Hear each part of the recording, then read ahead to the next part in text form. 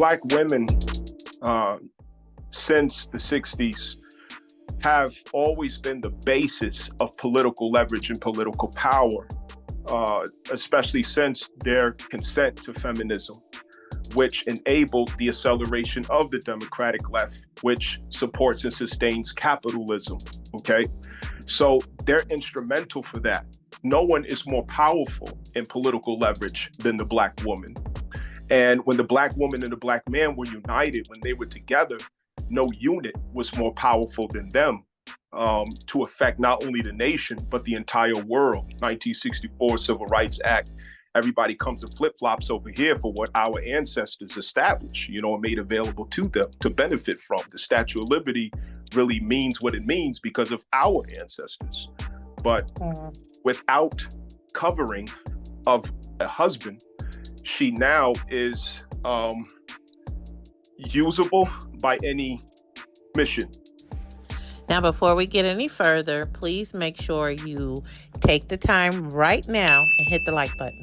That's right. Hit the like button and subscribe. Another episode of Can You Relate? I am your host, Shannon P., and we have your co-host on the line, Ifa Bukola. And we also bought several guests that are going to be on the show today that's going to help us break down some things, understand a few things from a younger adult perspective. We have 3 people on the line. We have Jeremiah. Are you on the line, Jeremiah? Yes, ma'am. All right. We have Miss Mo on the line, who's been with us before. Mo, are you on the line? I'm here. Okay. And then today we have a special guest. We have Mr. Will. Will, are you in the building? I'm in the building. Okay, nice to have you. So, tonight's discussion, there's a lot going on out here, guys, in the world. We got the election coming up, right? Everybody, if you haven't already registered, if you haven't already if you're voting, definitely make sure you go out there and do that. One of the questions that I do have, and some of the things we're going to talk about this evening, is entertainment and music. Here's the question for you guys. Is entertainment, specifically music, the cultural influence in the Black community? Is entertainment, specifically music, a cultural influence in the Black community? Most definitely. Absolutely. In what way do you guys feel that? Please expound for me. I heard you speak first, Jeremiah. Expound.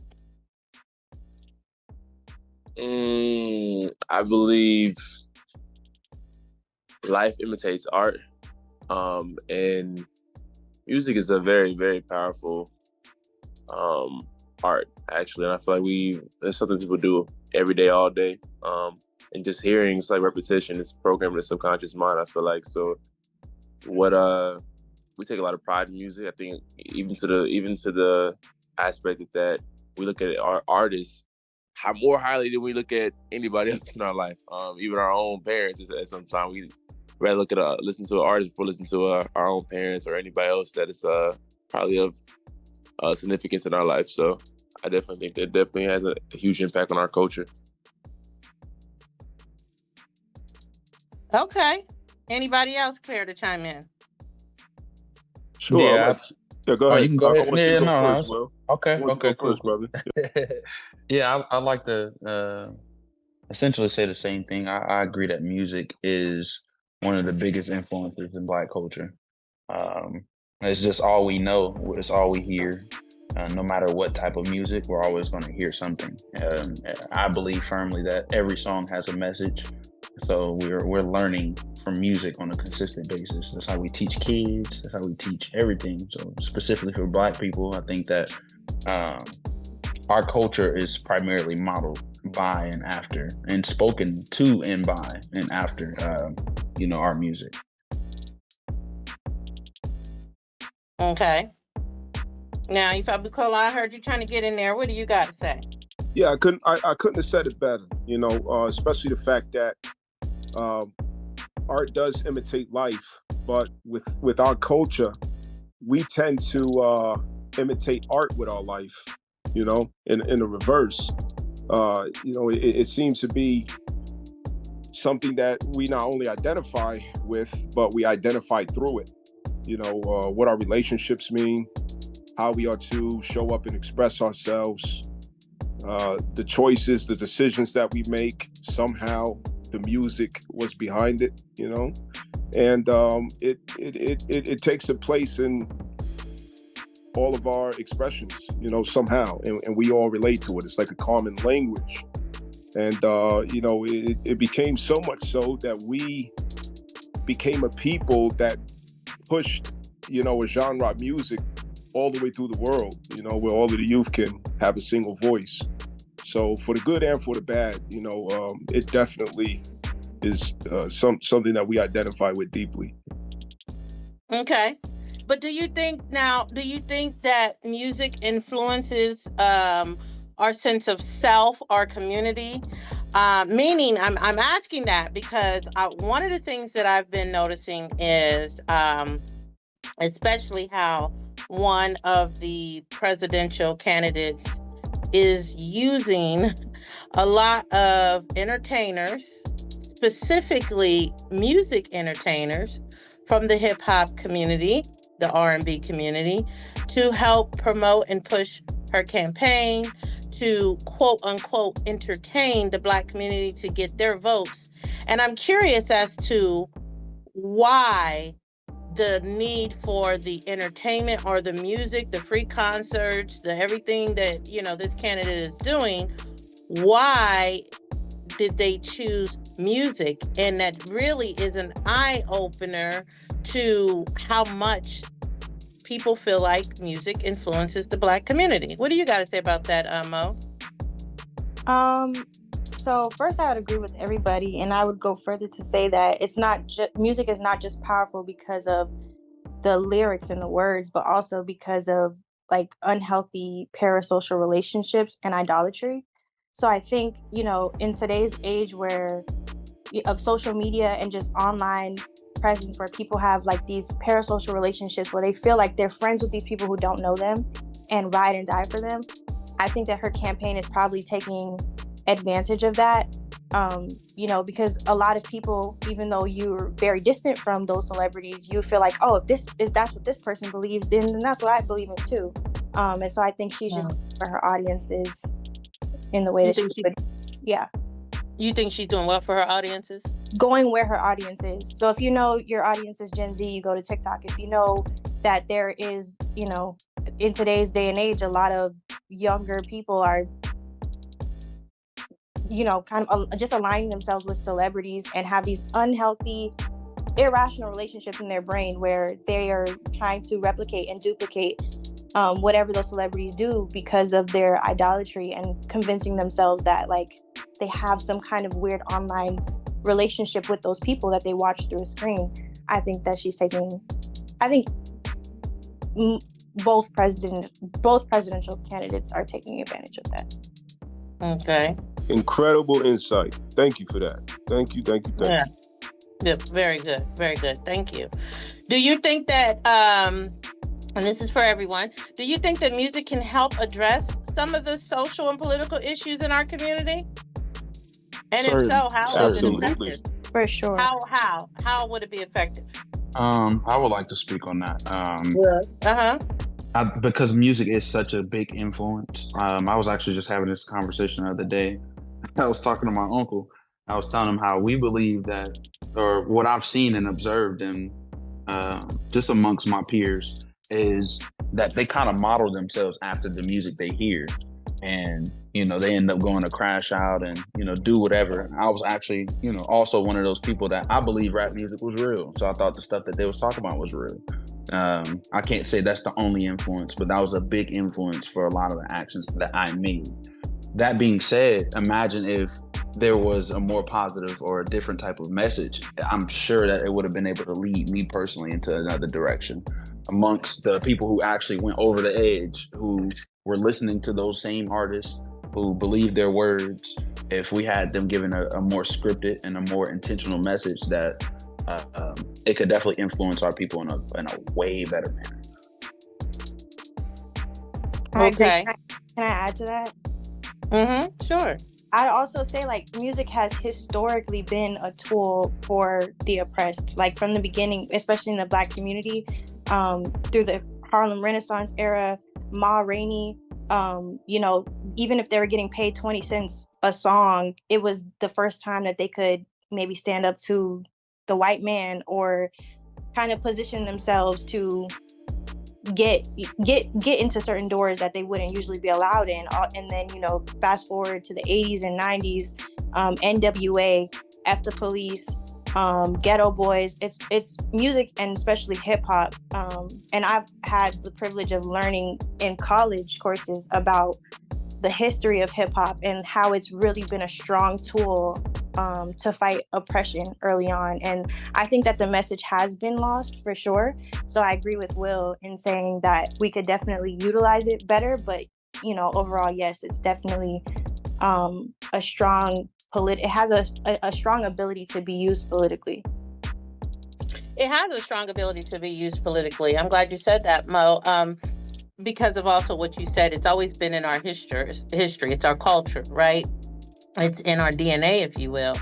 But do you think that, I honestly feel like some people will use that, our love for music, right? What drives us, it's in us, innately in us. It can, get us moving, doing things, putting thoughts in our head that we probably wouldn't have thought about. But I do think that can be exploited as well. And I do believe that some of these candidates are exploiting the very powerful tool that Black people resonate with. Let me get some other people's opinion.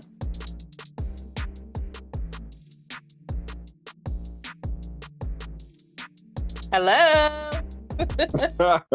Okay, volunteer basis. I'll go ahead. Yeah, no doubt. I really appreciate, what everybody has to say. I really am. It's insightful.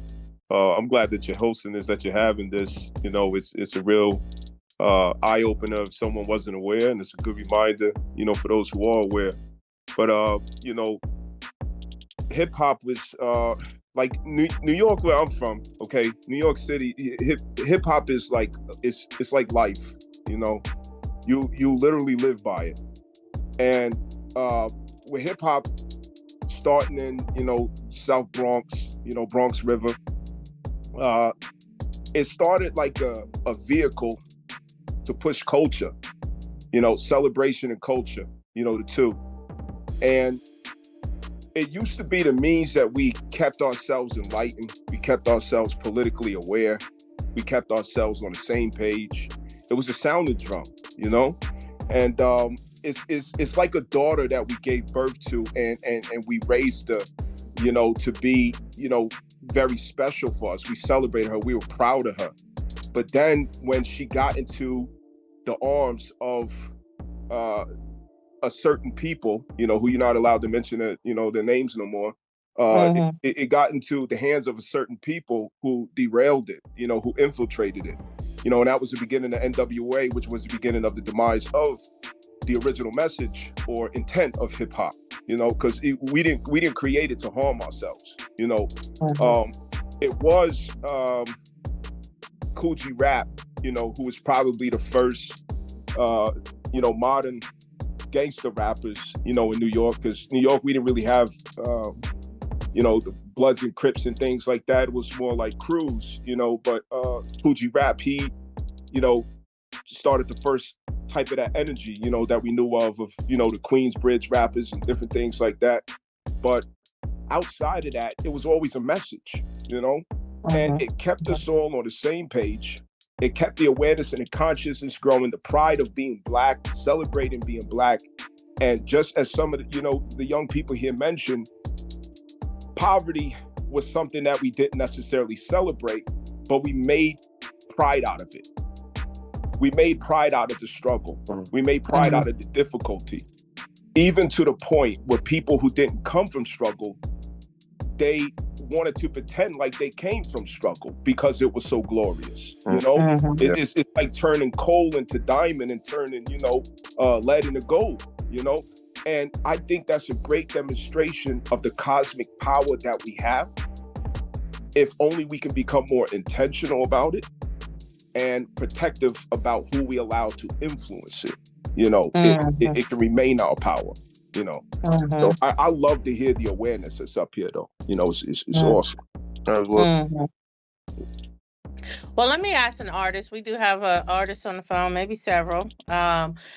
Jay, let me ask you, do you know, are there any songs or artists that you think captures the challenges of, you know, the Black experience well enough that it should be used as a political stance? Oh man, honestly, I've honestly been on like kind of a little music hiatus. Honestly, not listening to too many artists, not really taking it in.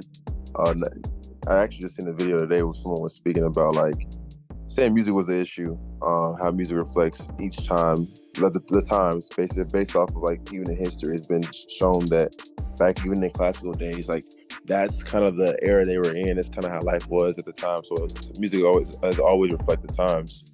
So as I have stopped listening to music as much, I can't really tell you too many, but I do know Kendrick Lamar for sure. I definitely appreciate what he does. I think he's pretty spot on when it comes to that. Talking about the struggle, but also still working through his trauma through the music. Also, still acknowledging that the things he might be rapping about may not be the most beneficial thing to hear. Will, do you think that artists should use their platform to promote social change, political change, or do you think it's just enough for them just to entertain? Yeah, I think artists should do whatever artists want to do. But if you are somebody who talks about struggle, if you're somebody who can identify with what we go through on a day-to-day basis, I believe that you have a responsibility. Now, I can't hold these people responsible, but I believe that there should be a responsibility and the level of awareness as well. Like knowing that you are someone who is of stature, who people are looking up to, and I believe that they have obligation if they have been able to identify with any type of struggle, any way, shape, or form that somebody else could relate to, that they have a responsibility. Now, I can't hold them responsible, but I definitely believe that they should be. I agree with that. They should definitely have some type of sense of responsibility. I'm actually struggling with trying to figure out how to hold them accountable in a way that makes sense, because you can sit there and say, well, if you create a song that is expressing a certain emotion, and it may be a negative emotion, or it may be just, you feel like completely down. Obviously you want to say like, oh, well, make sure you kind of contradict it. Make sure you have a brighter side at the end of the song or whatever. But what if that person doesn't see that brighter side in that moment? What if this person is only seeing how they feel in this dark place? So it's like kind of hard to kind of hold them accountable, because it's like, well, they have to have a level of self-reflection and self-awareness. But if that person does not have that self-awareness, I can't really hold you accountable, because you don't know what you're going through. You're just expressing yourself in that moment. Well, speaking on accountability, do you think that the artists that were used at either candidates' rally campaigns, and I'm going to direct this question to you, Mo, do you think any of the artists that were used were being accountable when they were on that stage representing the Black community or Black entertainment community or the music community? I'm going to say yes, and this is going to sound really controversial. I don't think it would be the artist you would think I would name, but I would actually say Cardi B, because Cardi B, more so than other artists that you would expect, has always used her platform to speak for certain social issues. She's like, believe it or not, like she talks about colorism a lot. She's acknowledged her benefits from colorism. Every election cycle since 2016, which is when I started paying attention to her, she's always been very involved. So I don't think that she, pulled anything out of the blue or had a script written for her. I think she really spoke from her heart at the rally. I think that she holds herself accountable. She talks about grocery prices, even though she's a millionaire. And when people try to tear her down in the comments saying you can't relate to this, she says I can, because I provide for my whole family. And it does bother me that, lettuce is $4 when it should be $2. And, she says it's not just about her, but her family that's still in the hood paying those prices. So as weird as it sounds, I would say yes. But can I actually Do you think that? Go ahead. I have a question for the host. Where would you draw the line between a campaigner? Is that the word? I don't know. Using campaign manager. Yeah, using artists and whatever kind of artist versus exploiting them. Like, where would you draw the line, or where would you say it's appropriate to use that as a means of drawing attention in, or you're exploiting a certain community or population? Thank you for that question. That is a wonderful question. My personal opinion, they can definitely use the artists and bring them there as speakers, to make comments to their fans about what they're going to do, what they may encourage their fans to do for the election, what issues that, their fans should be making sure they're paying attention to. Should there be any type of entertainment? Should any performances happen? Maybe, but it needs to be tasteful. I don't think that it's appropriate. You don't have only young hip hop fans, old hip hop fans, blacks, or, what have you in the audience. So to completely ignore every supporter that is in the audience and bring on certain artists that are performing songs that have cuss words in it, explicit language in it, you know what I'm saying?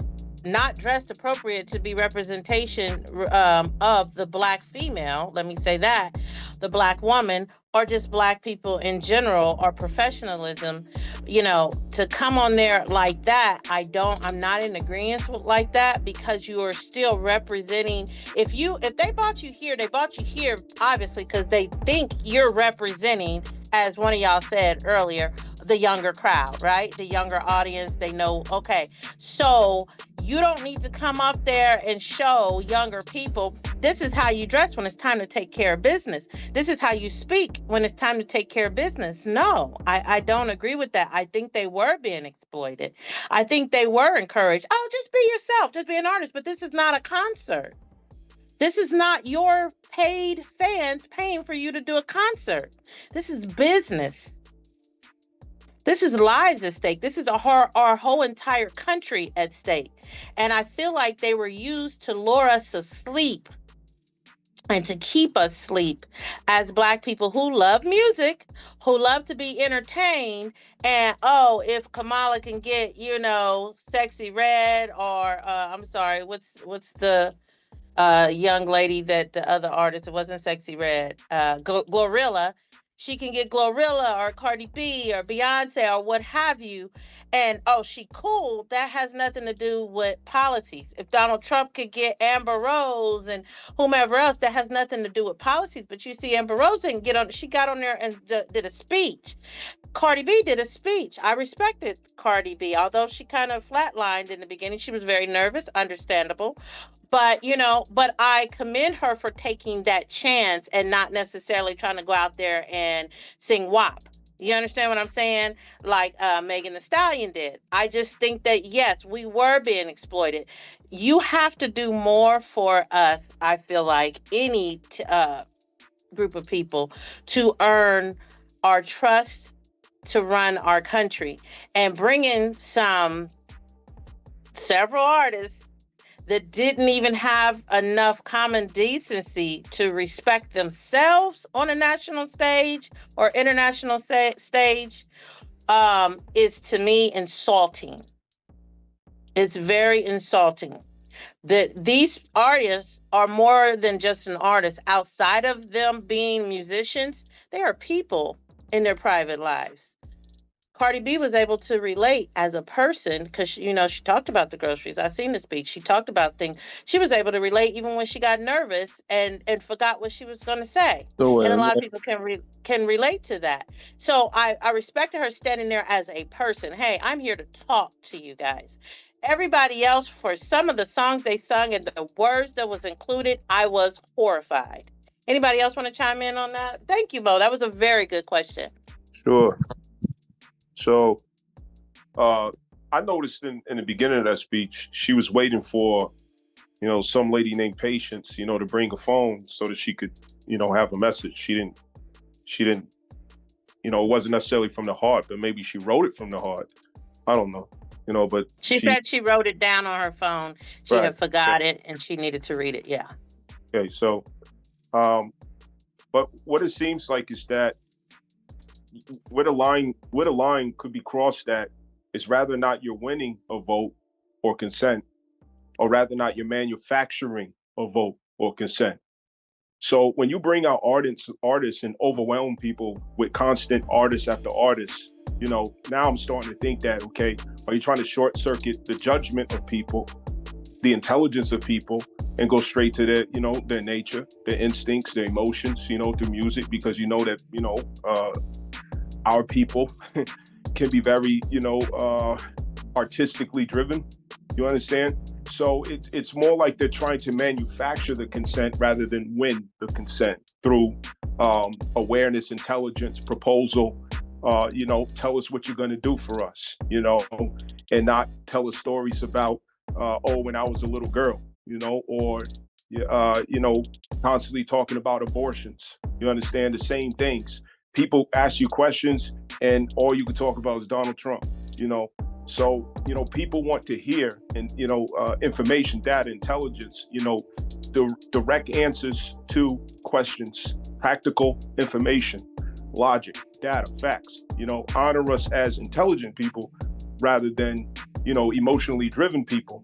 But I think that we own a lot of responsibility in that, because if that's not who we show that we are, then maybe they wouldn't attempt to go that route so often. Can I ask you a question? I agree. Yes, go ahead. And I don't want to undermine anybody when I ask this. This is a genuine question. Has anybody, because it seems like we've all watched clips of artists speaking or performing. Has anybody sat through the full video of a rally for either candidate? I have. You have? Sure. Yes. Anybody else? Did you say you have? No. Okay. Sorry, can you repeat the question? I was asking if anybody on the call has sat through the full rally for a candidate and not just bits and pieces online of the artist. Oh. Yes. Okay. And let me ask you a question. Why that question? Well, yeah, so I was just curious because if the conversation is we have to show them that we want the data, we want the proof, we want to talk about the policies, then we have to be the people who actually sit and listen for the policies. And it's very refreshing to hear that most of the people on the call have sat through the actual rally. But I would say most of the people sitting at home probably haven't done that. Absolutely. Because a lot of people will say, well, they're not talking about the policies, but someone who actually sits through the videos can tell you exactly what the policies are. So I think a lot of the time there's just misinformation in the community and a lack of interest, and we make a lot of assumptions and kind of comment on things that aren't necessarily true. Mm-hmm. Do you think that all of the people that came to see Glorilla, or all the people that came to see Megan The Stallion, all of those people that have the empowerment to vote, are sitting and listening to all of the policies and sitting and listening to all of the speeches? They clearly showed on some of the clips I've seen online. After Beyonce got off the podium, half the crowd walked out. They were done. They didn't stay to listen to the entire rally. I wouldn't. So rather we. And I think that was intentional, personally. I wouldn't underestimate the power of intersectionality. I 100% agree with like what I think that you're getting at, and I agree with like all of the points that you made. And there's a time and a place. I think these people who come and these guests need to dress appropriately. They need to perform more relevant and appropriate songs and bring up more appropriate topics. But when it comes to like I think I'm just gonna say Black girls, Black women, because I'm a Black woman. There is intersectionality where I voted every year since I could legally vote, including primaries, and I also like Glorilla's music, so I wouldn't overlook that overlap, is what I'm saying. Some of us. So you're saying because you like her music, that would make you vote? Is that what you're saying? Oh, okay. I'm saying like there are some people who would want to come to a rally for Glorilla, and those are still the valuable voters that a candidate might need to win an election or to win the electoral college votes for that state.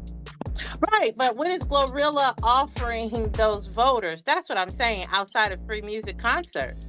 So I was going to ask a question. Is our vote being brought with a free concert? Right.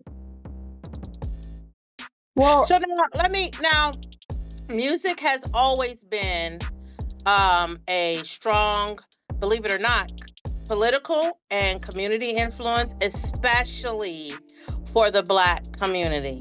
I can't even speak for no other community. I don't even know if that has existed in other communities, but especially for the Black community. We had Public Enemy, who did the Fight the Power, right? We had Sam Cooke, A Change Is Gonna Come, Kendrick Lamar, All Right, James Brown, Say It Loud. I'm back. Marvin Gaye, come on, he was a rebel. Marvin Gaye, What's Going On? Bob Marley, Redemption Song, Tupac Shakur, Keep Your Head Up. Black Eyed We've had a lot. The list can go on and on and on.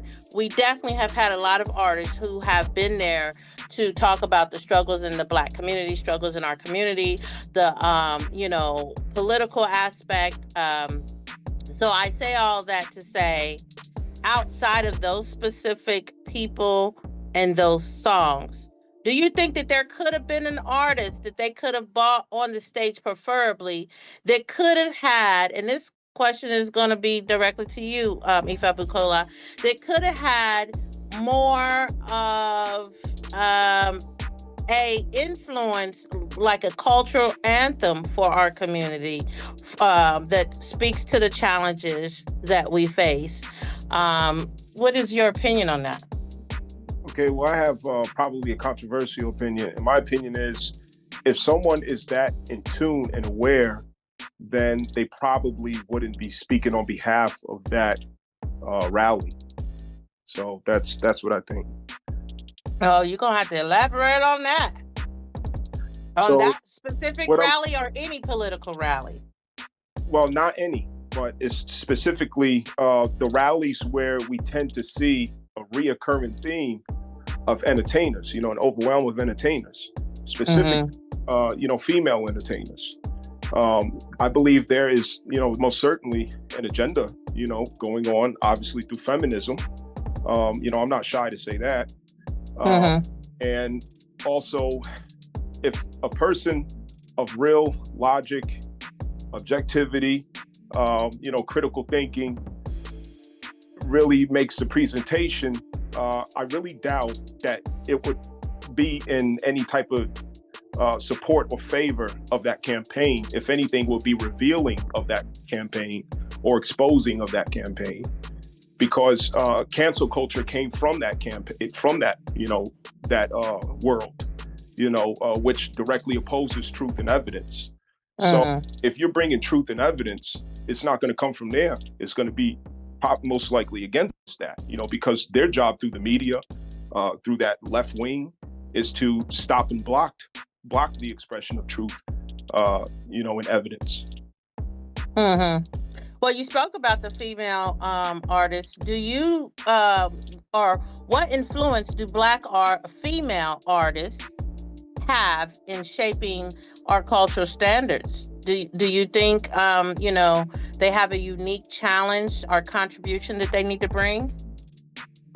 Well, I'll start by saying that they have a unique authority And the unique authority that they have is that Black women, since the 60s, have always been the basis of political leverage and political power, especially since their consent to feminism, which enabled the acceleration of the democratic left, which supports and sustains capitalism. Okay, so they're instrumental for that.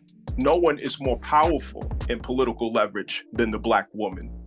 And when the Black woman and the Black man were united, when they were together, no unit was more powerful than them, to affect not only the nation, but the entire world. 1964 Civil Rights Act, everybody comes and flip-flops over here for what our ancestors established, and made available to them to benefit from. The Statue of Liberty really means what it means because of our ancestors. But without covering of a husband, she now is usable by any mission, as long as they could go through her nature, just like Eve and the fruit, in the garden. And then after she takes upon the obliged, Adam, where art thou? Okay. So without her husband, she's exposed to use her cosmic power for all these different agendas that probably aren't going to turn out favorable for her and her community or who she comes from. Okay. She is an absolute power. All women of all nations look to her for how to express themselves, how to deliver their thoughts and expressions in their femininity. They look to her to find courage, to find boldness. They won't dare to take the steps that she takes to the extent that she does, but they lust for it. They desire it. They wish they could. You understand? She is willing to face the consequences of going that far, not because she's out to, do any harm or make any problem or whichever else. It's just that many engineered and very brilliant tactics were directed deliberately at her to separate her from her husband so that the fruit could be sold to her, so that she could be used as the Trojan horse for whatever political agendas is moving. And so she still has that power. And if she can become aware that she is often used to move political agendas, I think that is when power will save the whole nation, not just her. I remember there was a time when female artists, they couldn't get out there really. It was very hard for female rap artists, especially, let me say that, female rap artists to get on the scene. Now, they're being used as political representation of what the quote-unquote so-called Black youth want. Let me ask a question. Real quick, I don't even want to go past. That was very well said. That was very almost cried. Yeah, that was very interesting. I ain't gonna lie, you can't pass that. Well, so let me ask you a question, Jeremiah. Okay, traditional values. We all know what traditional values are, family and community loyalty, respect and honor of your elders, hard work, justice, pride, accountability, moral integrity. Now, those are traditional values, right? What our society would call traditional values. So my question to you, Jeremiah, is, has the music industry or music in general caused us to do away with traditional values? I'll say in terms of tradition, yes. But I feel like, I don't know, I feel like because music is subjective, I feel like it doesn't necessarily have to align with traditional values, but I feel as if that, as far as the majority, it definitely deviated from that in so many different ways. So many different ways for sure. Well, what is your opinion? Can you give me your answer to that? Yes, I would say for the music, and actually, I would like you to repeat the question. Traditional values. Okay. You heard about the traditional values: family, community, loyalty, respect, elders, hard work. Do you think the music industry, or just music in general, but I was going to say the hip hop industry, or music in general, has caused us to do away with traditional values? Are we respecting our elders in these hip hop songs? Are they speaking about hard work and pride and identity of your heritage, accountability and moral integrity? You know, do you think As a that they have done away with traditional values? I definitely believe that it's encouraging. Not even believe, I know for a fact that it's encouraging, and kind of helping people to do away with them. Now, singularly, I don't think that just music's doing it, but specifically, we're talking about music. It is encouraging in a massive manner, because there is music out there where they're not talking like that, but that's not what's being out there. Like as we were talking about the convention, they could have brought anybody out. We just got My Young point Thug. exactly. Young Thug just got out of jail. You know what I'm saying? He's very influential in Atlanta. You got Lil Durk, and I don't even listen to none of these people, but I know that they have an influence on our youth. You know what I'm saying? If you wanted to influence us properly, maybe get people that for sure that we look up to as a mass and as a whole, instead of kind of catering it to one side. I believe. So I believe that. Yeah. I believe that simply put, that the music industry is helping to deteriorate the way we, are supposed to actually exist and be, like truly. We're not talking about the right stuff. Okay. Who is that trying to chime in? Me. I would like to. Yeah. I think the real question would be: should it be about tradition instead of saying is it happening? Because do we have to first find out where we stand on it? Do we think it should have tradition? Should the tradition still be spoken in music, or is it allowed to deviate away from it? And also, do we believe that artists have? Do we believe that artists, as human beings, have a responsibility to the community, to the collective consciousness? Are they supposed to? Is it my responsibility to like make sure I'm not expressing myself in a certain way that might come off and destroy the rest of the people, or is it all about me? Because I came to the war by myself, I'll die by myself, or should I have a collective consciousness and think about like everybody, like, oh well, this might affect other people. Like we have to try to determine is that something that we're expecting from people? Is that something we should expect from those artists or these people, or is it everybody free to do their own free will thing? I think all things are permissible, but not all things are beneficial. So when you have that come to Jesus moment, you can say like, all right, well, now I know better. But when you don't know better, it's acceptable because ignorance is acceptable. But once you are not notified that, hey man, you're going the wrong route, then you have a responsibility after that. If you've notified and you've accepted it, I can't force nobody to accept nothing. But if a person is notified and then they accept this truth, it's hard after that because we're so wrapped up in our passions. It's difficult, but it's doable and it should be done. It's a very, very good and high calling to say, all right, I'm a person of influence, and influence people this way, but they'll listen to me at moment's notice. They're already listening to you. So if you change your message, they're gonna listen to that message you gotta say. And maybe not everybody, but the ones who needed that message when you changed it, they're probably gonna go way further than you can even expect. So I think as an artist, you should change. You should, if you have that conviction, like, all right, well, I'm doing more harm than good, because we have music that we can make for ourselves.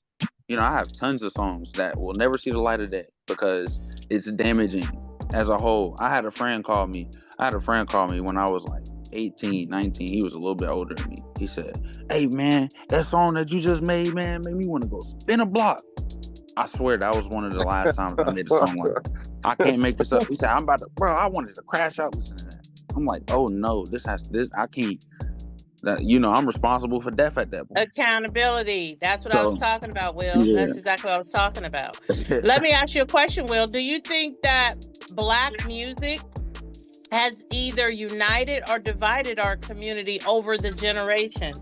And I want you to answer that, Will. And I'm also ask Eva Bukola that, because I'm saying over the generations, because we have several generations on the phone.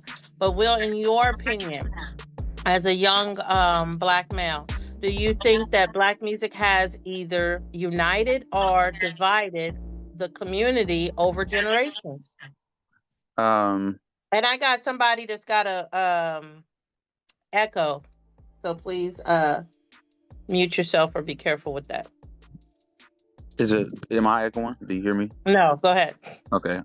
Um, I would say that as a whole, when it comes to Black music, the way that it is viewed and deemed as a whole is negative, because that's how people look at our culture, because it's so influential. They say that this is our culture. Some of the music I do understand, like Jeremiah's point, is like, some of this music is for me to express what I went through. It's not necessarily a directive, like go do this. But some people may make it, feel that way. But as a whole, with our music over the generations, it has united and separated us. As a mass, we're not together because, all right, we got blood artists and we got Crip artists. You know what I'm saying? I don't like this dude just because he listened. I swear, growing up, I couldn't take people playing Chief Keef. Like, you couldn't play around me. I hated it. I was so mad if you played Chief Keef for some odd reason. You see what I'm saying? Like, that's odd, and that is a separation. So as a whole, at least the way that I was affected and the way I saw people affected, it definitely separates people. Okay. Ifa Bukola, same question. Sure. Just if you don't mind to ask the question again, so I said, do you think that the Black music has either united or divided the Black community over the generations? Okay, so over the generations, I feel that it united people on different terms, or united parts of our community on different terms.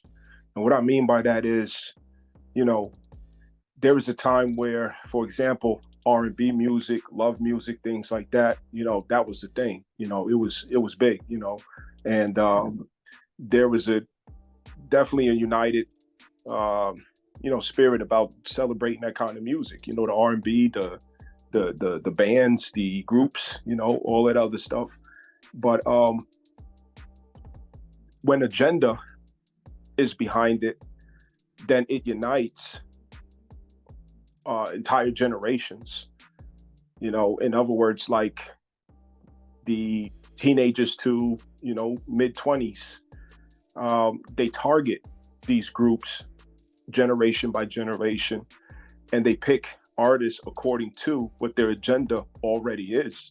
Like the private prison industrial complex, the hip-hop industry, what money is put up behind it to fund it, the money that's put on the table, to front to the artists.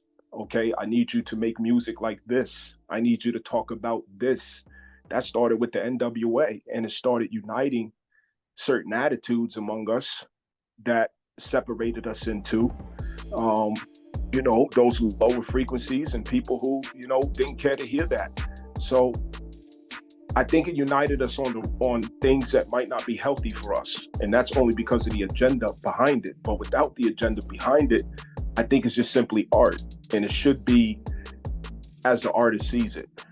But where the problem comes in at is when money is put behind it as an agenda.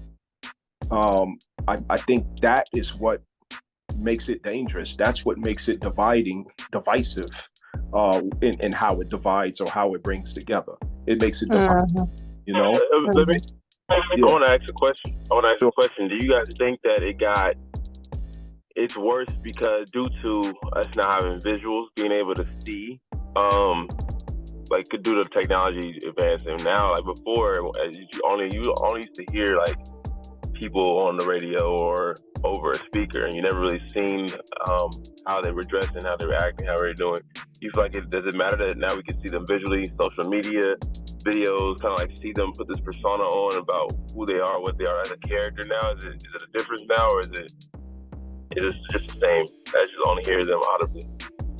I think it makes a very big difference. Just personally, it doesn't mean that, what I'm saying is the truth, but, just my own personal humble opinion. I think it makes a huge difference at the turn of, internet becoming a common thing. Because, I remember when, if you wanted to get on the internet, you had to go either home, you had to go to the library, and then you had to wait for the dial up there. Yeah. They don't know nothing about that. They don't know nothing about that. And you know, back in the day, like, you know, if we wanted to watch music videos, you had to go to the house. You had to get custody of the TV. You know what I mean? If you Right. had BET, MTV, I was fighting. VH1. You know what I'm saying? You get your little pack of noodles and you fight. You know what I'm saying? You grab dibs on the TV. You know what I'm saying? So we didn't get the chance to really be glued to the screen like that, you know, to be so deeply influenced. And we didn't have phones where, you know, we was always walking around with cell phones and instantly hear this song, hear that song. You know, a Walkman. You know what I mean? A boom box. You know, stuff like that. So yeah, it makes a huge difference because the internet made it overwhelmingly influential. You know, yeah. And let me talk about that. That's a good question, Jeremiah. I want to get you and Mo's opinion. Do you think that music is still a powerful tool for influence and change in our community, or do you think more platforms like social media could have more of an impact in our community than music? I think it has the potential. It has the potential to be as powerful a tool. I mean, I don't think there's like I think what made music so powerful was unity. I think when you have like anything, 10 voices is more powerful than 1, 1,000 is more powerful than 10. I think there were time periods like where there was multiple artists who were with the same message and it amplified it. I think that it has the potential to do that, but I think music is a bit more scattered and it's not necessarily approached as a tool to be used in that way. Where I would say social media is for sure.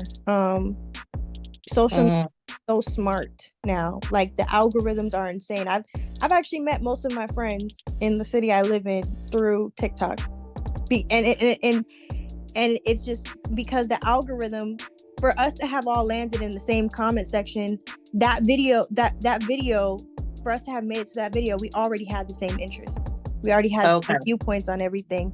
So I think that algorithms and technology and AI is so smart that, you know, it kind of creates these pockets of unity in the cloud.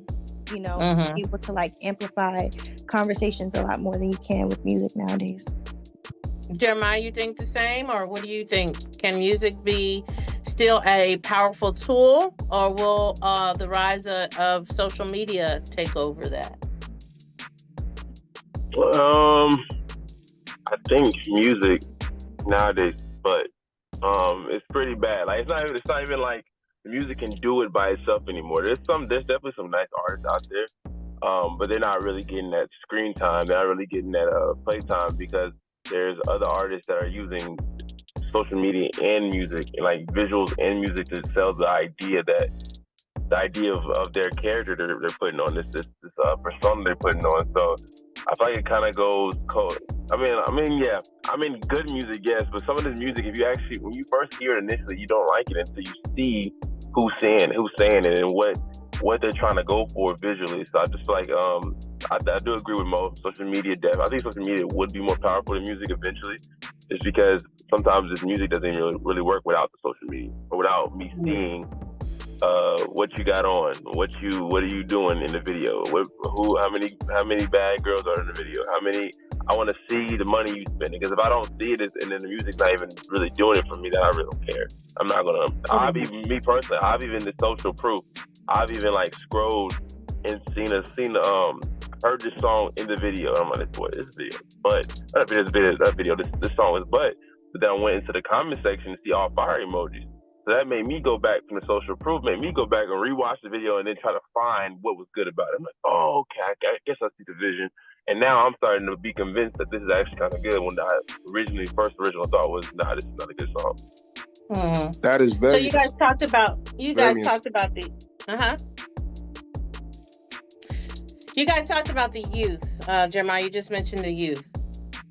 Of the artists that have been at these political rallies, would you guys see your children or younger siblings, would you push these artists and the songs that they sing on your children, or on your younger siblings?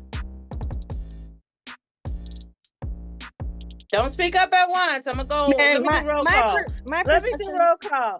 my Mo, yes perception or on no? this, yes. Huh? Yeah, I would say yes. But my perception on this is probably A, biased, and B, a little different and controversial, because I'm coming from, like, I'm looking at myself. I'm a Black woman in STEM. I'm coming from a top 20 public university in the United States of America. When I was in this school, I was in Black Student Union. I was the president of a Black organization with over 50 members of Black women. We held these intelligent panels. We held these conversations about the Black community. We're all smart women, and we're all still in the club singing the City Girls. So I just think we can't overlook the intersection. My question was, would you let your children or your young sister Yes, sing those songs, word from word, lyric from lyric, that, as you said, City Girls, I'm gonna use your group, sings? Well, how young first? Like 18 plus, I wouldn't No, care. not 18 plus. I said young siblings. So they are 12. Let's say 12, 13. No. Why? Because I think that you have to encourage the youth to learn certain things about themselves before they learn other things about themselves.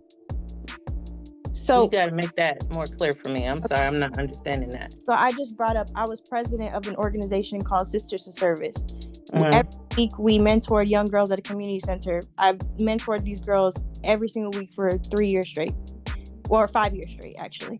And when those girls, and they're really young, they're elementary to middle school, like 5 to 12 years old.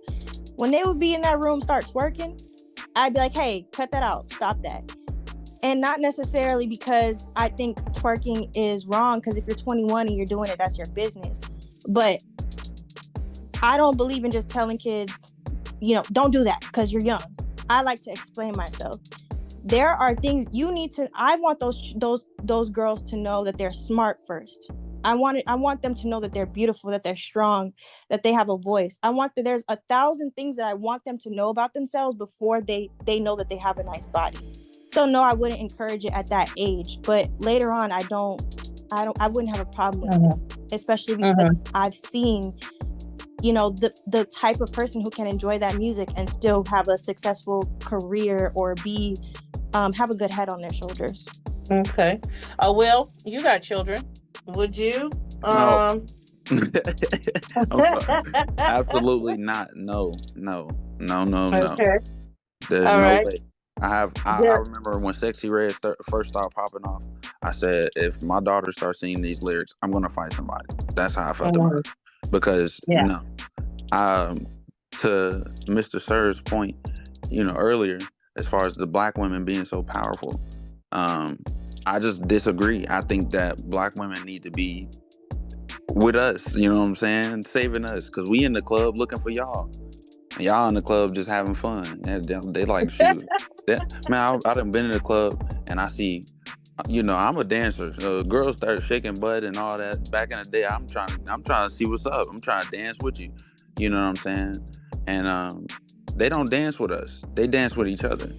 They ain't there for themselves. You know what I'm saying? I'm in there to have fun and meet you.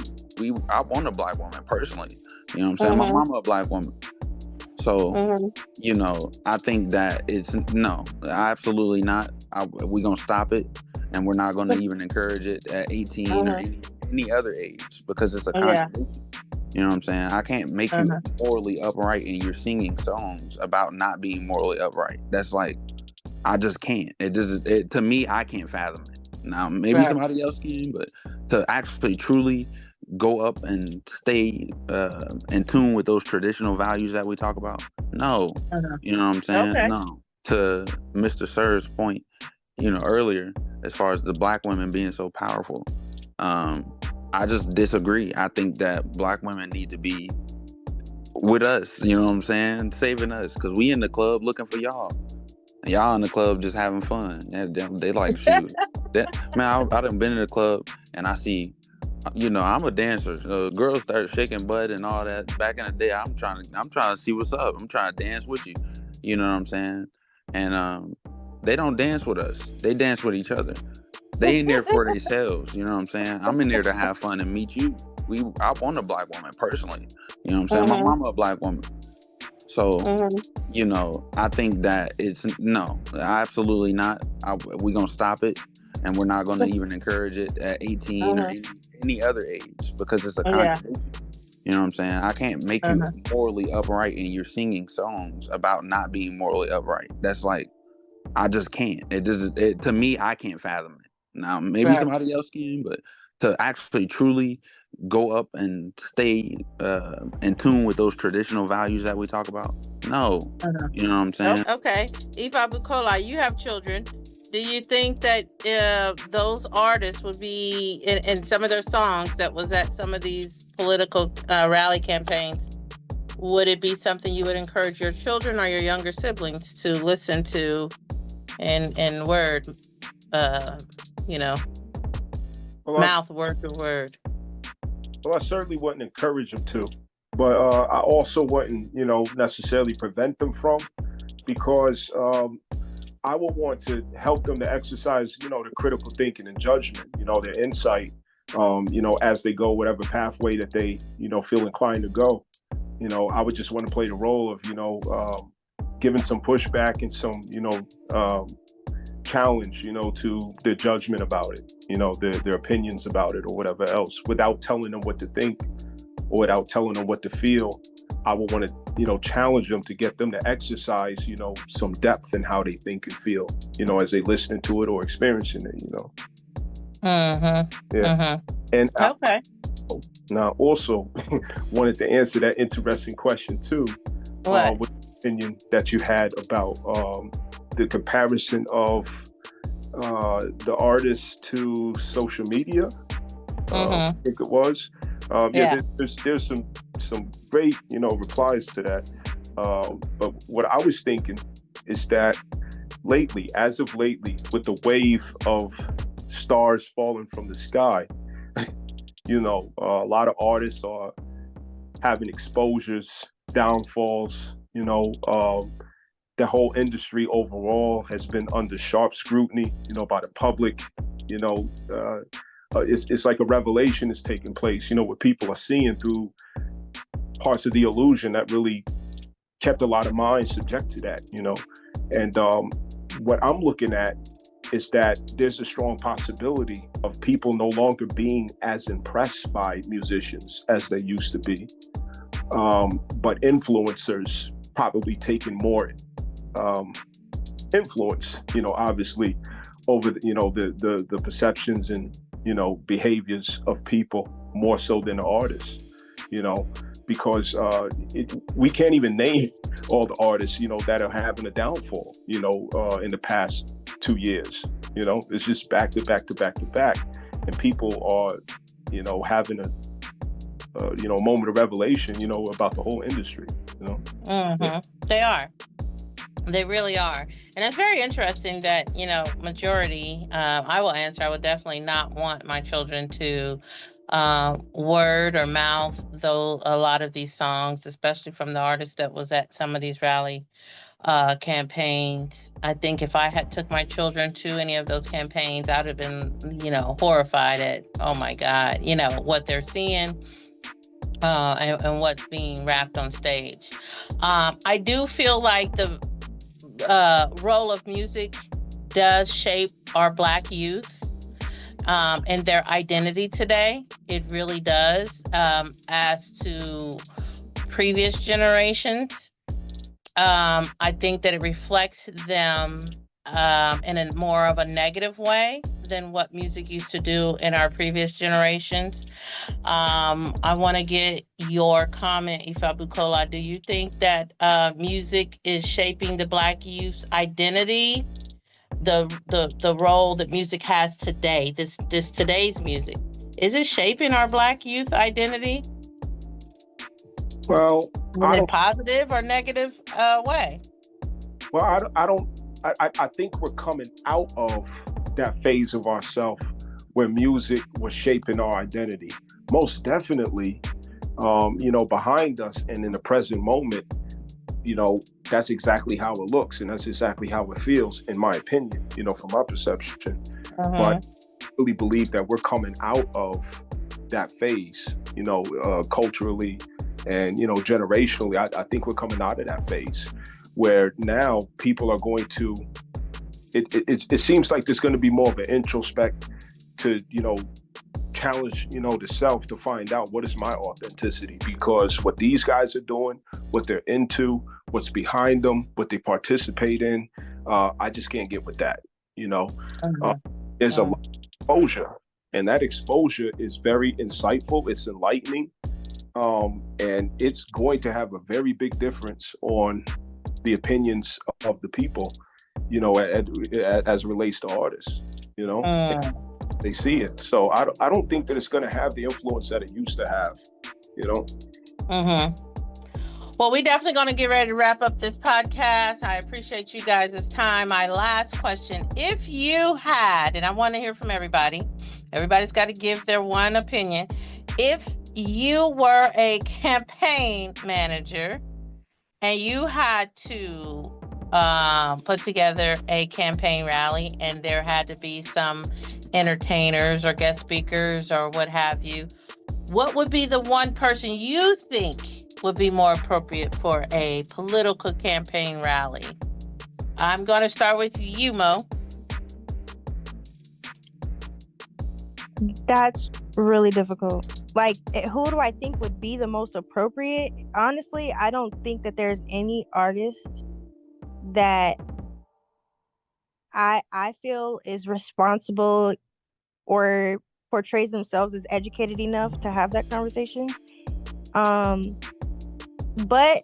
ironically, I probably wouldn't do anything different. I think I would still bring Beyonce out because I'd want to win. Yeah. Beyonce for you then. Okay. Anybody else? Was it specific? Yeah, was it specific to an artist or just someone in general who would be able to influence people? Whoever you would think should be at a campaign rally.